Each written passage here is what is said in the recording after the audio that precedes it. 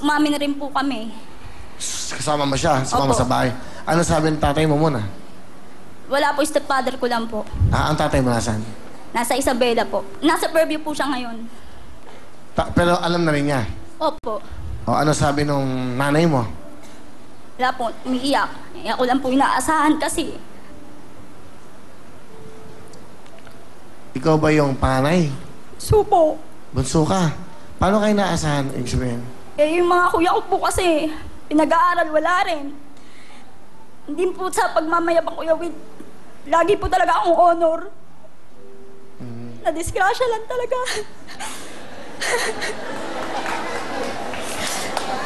Ikaw at the age of 14, siyempre, ito yung magandang lesson. Alam mo, kanina may mga kausap ako nagka-counseling, no? Maganda to, nadidiscuss natin to para naimumulat sa mga magulang yung edukasyon ang importante sa mga bata. Kung paano nagsisimula ang buhay, di ba? At minsan, pag mayroong mga dumating na pagkakamali sa buhay, dapat itinutuwid natin. Eh, siguro this is one way na may nangyayari na para malaman natin lahat. Sa edad mong yan, ilang taon ka ngayon? 18 po. Ano mapapayo mo muna sa mga bata? Yung mga, lalo na po yung mga tambay sa amin dyan, kala nila masarap. Puro alak, sigarilyo, tambay. Hindi po. Napakahirap. Ngayon gusto ko mag-aral, hindi ako makapag-aral. Walang magpapatay sa anak ko. Pakahirap po talaga, Kuya Will. Pambili mo na lang ng gamit mo, pambibili mo pa ng gatas.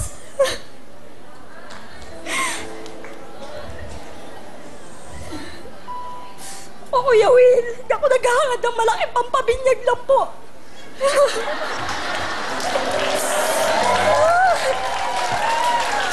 Hindi, kasi siyempre, parang gusto nila mabinyagan yung anak niya. Siyempre, wala ba bang nabibinyagan sa anak mo? Bunso ko na lang po. Yun ang minsan sinasabi ko sa dancers. Akala nyo, ganun kadali ang buhay. Pag nagkaroon na kayo ng baby, iba na. Sabi ng mga matatanda, butas na alkansya yan. Walang katapusan na gastos yan. Para pa nag-iipon ka, lagi lang nawawala. Kasi nga, panggatas totoo yun. Tumo, gusto niya mag-aral, pero hindi siya makapag-aral dahil wala magbabantay ng anak.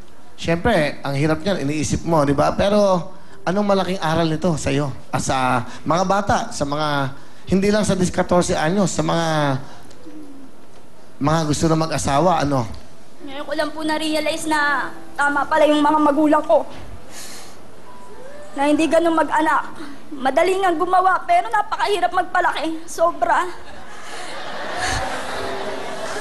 Madali ba? Mahirap din. Siyempre, di ba? Ikaw, dalang-dala mo lola ko pag binobola mo si Chalani. Ang Chalani. Dalandala mo yung lola. Binobola ko si Chalani.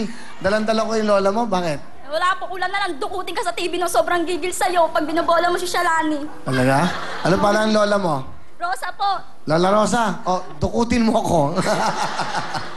Pakilala mo sa amin ang kasama mo. Pinapakilala ko po yung pinakamahal kong asawa, si Eric po. Hello. Ano trabaho mo, Eric?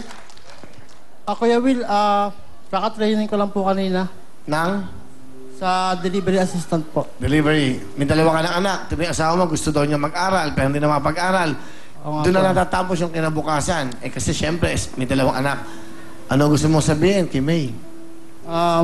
Ma. Salamat sa pagtitiis mo sa akin, sa pagtsatsaga mo, sa pag-aalaga mo sa mga anak natin. Konting tiis pa.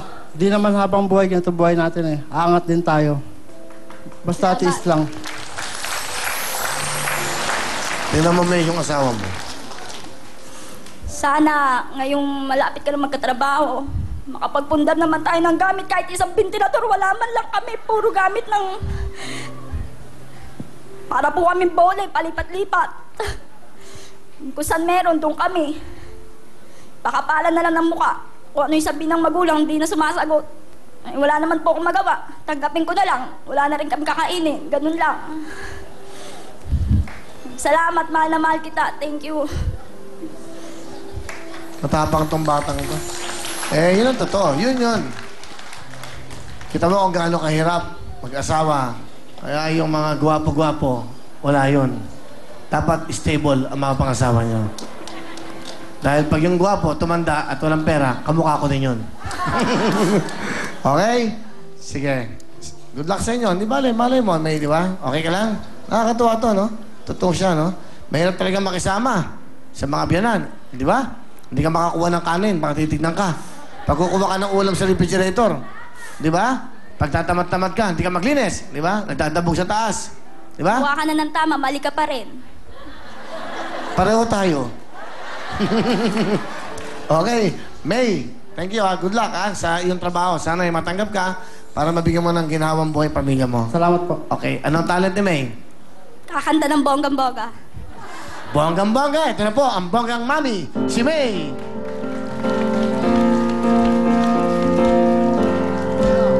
I thought I saw a man brought to life.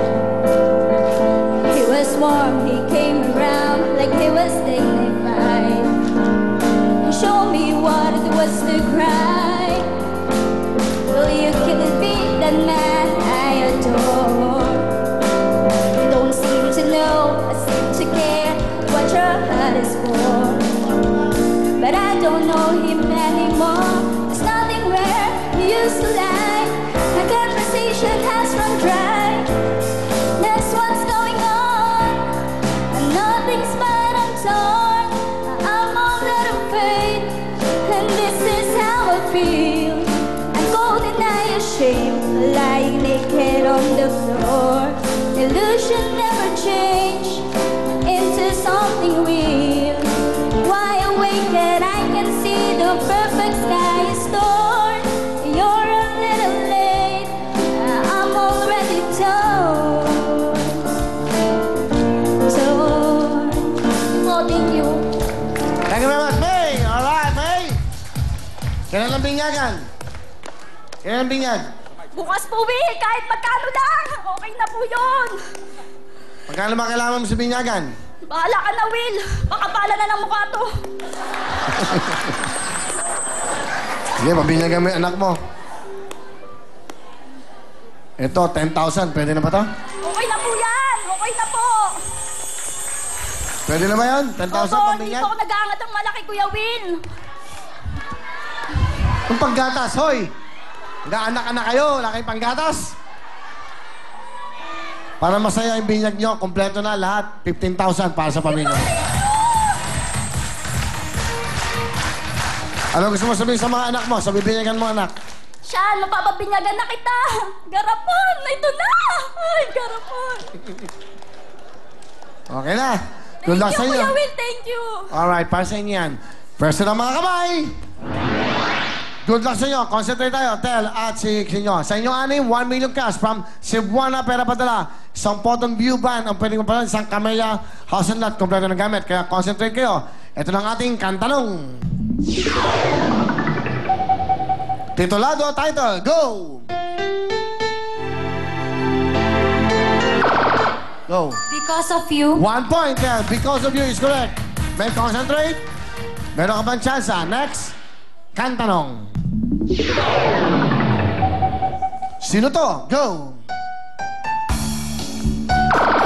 City Navarro. Pasukan na! May, hindi bala. Good luck sila. Magpapila ka na. Sino Navarro is correct. Okay? Ito yung kanilang ano.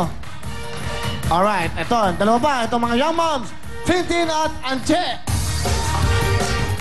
Tintin, magandang gabi. Ayan. Pati ka muna, Tintin. Magandang gabi po sa lahat. Binabati ko po yung mga taga Laguna. Hello po sa inyo. Yung mga tita ko po dyan, mga pinsan ko. Tapos sila Ate Lani, kababirthday lang niya kahapon. Happy 25th birthday po. Kay Ate Miriam, kay Kuya Michael, kay Makmak. Tsaka po sa anak ko, nanonood ka. Ilan na anak mo? Isa lang po. Kailan ka nagkaroon ng baby? 18 years old po ako. 18 ka na. Opo. Ikaw ba'y kasal sa asawa mo? Kasal naman po. Asan ang asawa mo? Nasa kami lang bahay po eh. So, hiwalay na kayo? Opo. Okay. Sige, pakilala mo sino kasama mo. Yun. Kasama ko po yung pinakamabait kong tiyahin. Si Tita Esther. Tita Esther, magandang gabi. Magandang gabi po. Gandang gabi, Willie. Apa. Anong gusto niyo sabihin sa pamangkin niyo? Masabi ko lang sa kanya, sana magtagumpay siya sa mga pagsubok niya. Kasi ang daming hirap na pinagdaanan niya. Simulat sa pool. Umpisa ng ipanganak yan. Hirap na ang inabot niyan, pinabayaan ng magulang. Ang ama niya, yung ama niyang walang utang ng loob, walang pangit lang sabihin sa TV. Kasi walang hiya. Sinabi niyo na ho. Okay lang. Kasi po, libre na sa amin lahat. Lahat na libre. Libre na ng asawa. Pinabayaan pa yung anak. Tapos nag-abroad sa Taiwan. Nag-asawa na doon. Kinakasama niya na doon yung iba ng babae. Pinapadalahan niya yung mga anak niya. Dalawa yung siya magkapatid. 2,500 lang monthly. Nag-aaral yung mga bata. Lahat na. Kakasya ba yun? Kaya ang galit ko, hindi nagpapakita sa akin. Gusto ko makita. Kaya dito lang ako pag nagkataon. Kung saan ka man, Ferdinanda Ambat. Magpakita ka. Ang tagal kitang hinahanap. Ang laking utang na loob mo sa amin. Walang hiya ka talaga. Sa wakas, Willie, nakita rin kita ng personal. Natatakot ako sa inyo eh. Baka pagalitan niyo ako. Kasi po, noong pag gusto ko makapasok talaga, hindi ako makapasok doon pa sa kabila. Ngayon lang pagkataon, salamat at natanggap ito kahapon. Sabi ko, ngayon ako, ibubulalas ko yung tuwa ko sa inyo, nakita ko kayo. At sa sama ng loob ng ama nito. Kasi namatay